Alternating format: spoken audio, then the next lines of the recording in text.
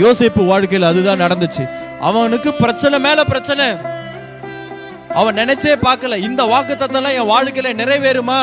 அவனால நினைத்து பார்க்க முடியல. ஏன்? அவனுடைய வாக்குத்தத்தத்தின்படி யோசேப்பு மேல இருக்கணும், சகோதரர்கள் கீழே இருக்கணும். ஆனா இங்க அப்படி நடக்கல. இங்க மாறி நடக்குது. இங்க எப்படி நடக்குது?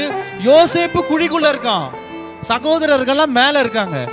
என்டையர்லி அப்படியே ஆப்போசிட்.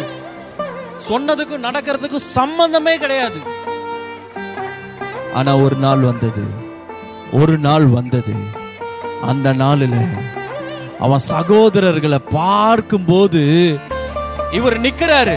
அந்த 11 பேரும் தலை குனிகிறாங்க. அப்பதான் இந்த சீனை நம்ம எங்கேயோ பார்த்திருக்கிறோமே.